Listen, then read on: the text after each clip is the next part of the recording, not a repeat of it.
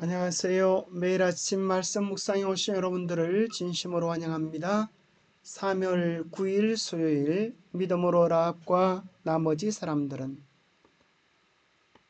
생각할 문제 기생 라합이 믿음의 영웅들의 기록에 포함된 이유는 무엇일까요?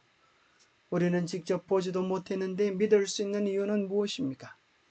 오늘 우리에게 주는 교훈은 무엇입니까? 기생 라합이 믿음의 영웅들의 기록에 포함된 이유는 무엇일까요? 히브리서 11장 31절 믿음으로 기생 라합은 정탐꾼을 평안히 영접하였으므로 순종하지 아니하는 자들과 함께 멸망하지 아니하였도다. 여호수아 2장 9절에서 11절에 보면 라합에 대한 기사가 이렇게 기록되어 있습니다.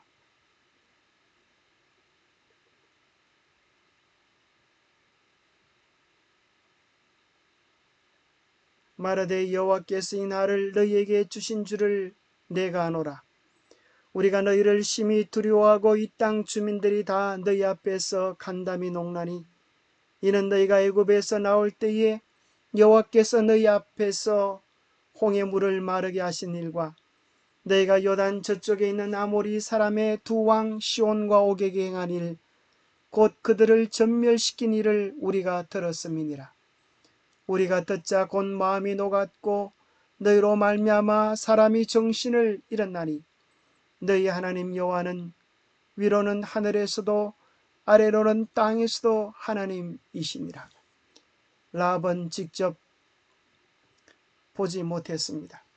하나님의 놀라운 역사를 직접 보고 경험한 이스라엘은 배도하기까지 했는데 하나님의 역사를 보지 못한 라헬은 들은 것만으로 믿고 알게 되었습니다. 참으로 놀라운 믿음이 아닙니까?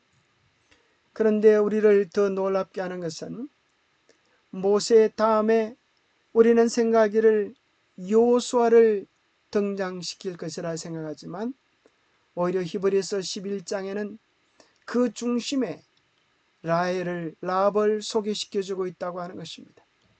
라합은 누구입니까? 그는 이방인인데다가 여자인데다가 게다가 기생이기까지 한 천하디 천한 신분인 것입니다. 11장이 말하고자 하는 메시지의 절정부에 왜 라합을 등장시키는 것입니까? 11장에 등장하는 각 인물들은 믿음으로 누구누구가 이러이러한 일을 했다거나 믿음으로 누구누구에게 이러한 일이 일어났다라는 반복되는 유형의 문장으로 소개됩니다. 그래서 독자들은 믿음으로 여호수아가 백성들을 약속의 땅으로 인도하여 들어갔더라라는 구절을 자연스럽게 기대합니다. 그러나 성경은 그렇게 기록하지 않습니다. 여호수아 대신에 그 위대한 영웅의 자리에 감히 기생 라합을 앉히는 것입니다. 도대체 무엇이 그녀의 믿음을 그렇게 위대하게 만들어주는 것입니까? 라합이 보인 믿음 행동은 그녀가 보지 못했음에도 듣고 믿고 순종했다는 것입니다. 그녀는 애굽에 내린 열재앙이나 홍해를 건너는 사건이나 반석에서 물이 나오는 것이나 하늘에서 내려오는 떡을 한 번도 본 적이 없었습니다. 하지만 그녀는 믿었습니다. 라합은 예수님의 설교를 직접 들어보거나 그분의 기적을 본 적이 없던 히브리의 독자들과 마찬가지로 또 우리와 마찬가지인 상황에 좋은 예가 되는 것입니다. 히브리 기자는 라합을 통하여 하나님은 누구에게나 믿는 자에게 공평하심을 소개해 주고 있습니다. 그의 신분이 어떠하든지 그의 상황이 어떠하든지 하나님은 두 팔 벌리며 온 천하에 믿는 자를 초대하고 계시는 것입니다. 우리는 직접 보지 못했는데 믿을 수 있는 이유는 무엇입니까? 예수님의 12 제자 중에 하나인 도마는 예수님 무덤 가운데서 부활했다고 하는 그 소식을 들었음에도 믿지 못했습니다. 내 손으로 직접 옆구리에 넣어보지 않고는 믿지 않겠다. 그렇게 말을 했습니다. 그의 믿음 없음을 아시고 예수님께서 직접 나타나셔서 너의 손가락을 이리 내밀어 내 손을 보고 내 손을 내밀어 내 옆구리에 넣어보라. 그리하여 믿음 없는 자가 되지 말고 믿는 자가 되라 하셨습니다. 도마가 참으로 만져보고 넣어보고 주는 나의 주님이시요 나의 하나님이십니다라고 고백을 했습니다. 그러면서 예수님께서는 도마에게 너는 나를 본고로 믿느냐? 보지 못하고 믿는 자들은 복되다 하셨습니다. 우리가 보지 못해도 믿음으로 그 사실을 받아들이면 그들과 전혀 다를 바 없는 축복의 주인공으로 우리가 초대될 수 있다고 하는 사실입니다. 아니, 더 큰 믿음을 더 크게 칭찬해 주신다는 말씀입니다. 믿음의 기초는 무엇입니까? 보고 듣고 만진 것입니까? 로마서 10장 17절은 믿음의 기초에 대하여 이렇게 이야기합니다. 믿음은 들음에서 나며 들음은 그리스도의 말씀으로 말미암았느니라. 믿음은 들음에서 나고 들음은 그리스도의 말씀입니다. 그리스도의 말씀은 천지가 변하더라도 변하지 않을 우리의 유일한, 우리의 인생을 책임질 만한, 우리의 소망을 내걸 만한 든든한 견고의 닻이 되는 것입니다. 우리 주님도 말씀하셨습니다. 나의 이 말을 듣고 행하는 자는, 이 말을 듣고 행하는 자는 그 집을 반석에 지은 지혜로운 사람과 같아서 비가 내리고 장수가 나고 바람이 불어 그 집에 부딪히리에 무너지지 아니하나니 이는 그 주초를 반석 위에 놓은 까닭이라고 말씀하십니다. 여러분, 듣고 순종하는 자가 되십시오. 그러면 우리의 믿음의 집은 어떤 시련과 풍랑에도 넘어지지 않게 될 것입니다. 영감의 교훈입니다. 참 하나님을 섬기는 모든 사람, 온 세상이 복음의 초청을 받아야만 했다.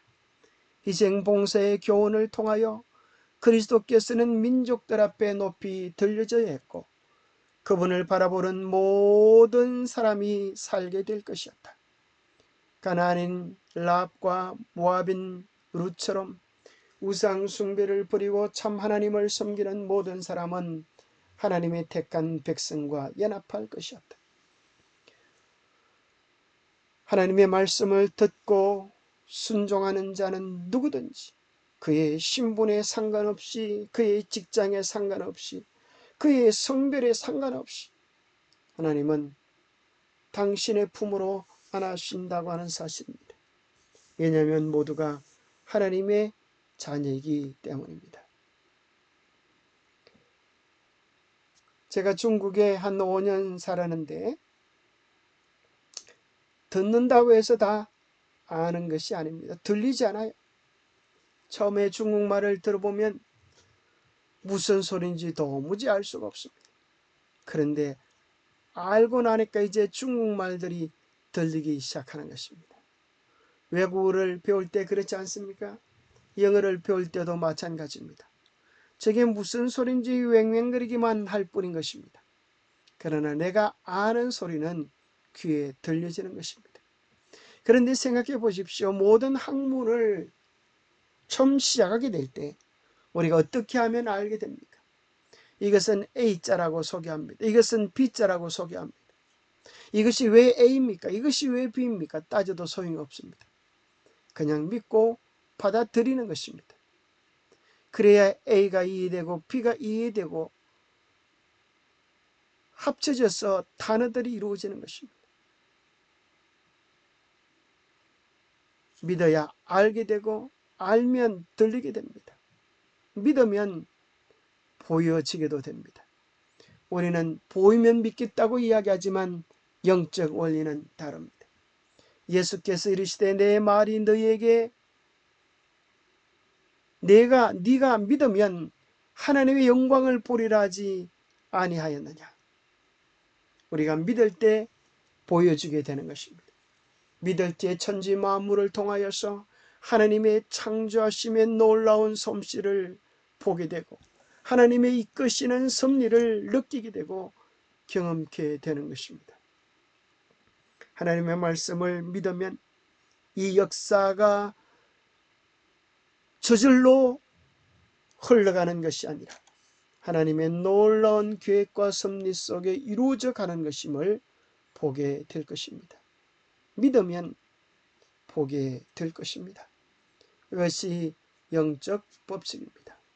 기도하겠습니다.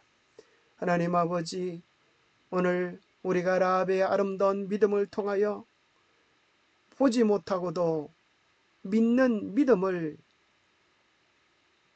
알려주셔서 감사합니다. 우리가 라합처럼 하나님의 역사심을 직접 보지 못했지만은 들음으로 믿게 하시고 들음으로 알게 하시고 듣고 순종함으로 그 약속의 주인공들이 될 수 있는 놀랍고 신비한 길을 우리를 위하여 열어주심을 인하여 감사합니다. 성경에 기록된 수많은 사건들을 우리가 직접 보지는 못했지만 인간의 이론과 학문으로 다 설명할 수 없는 것들도 많지만 그럼에도 불구하고 우리는 하나님의 구원을 우리의 구원을 이루어 가시는 하나님의 역사하심을 믿습니다. 우리의 믿음의 근거로 말씀을 믿습니다. 말씀에 기초하여 여동하지 않는 신앙의 주인공들이 될 수 있도록 우리 모두를 축복해 주시옵기를 우리 주 예수 그리스도 이름 어지하여 간절히 간구하옵나이다. 보지 못하고 들었지만 거기에 온 삶을 내걸고 온 가족을 구원했던 라합의 믿음을 배우게 도와주시옵소서.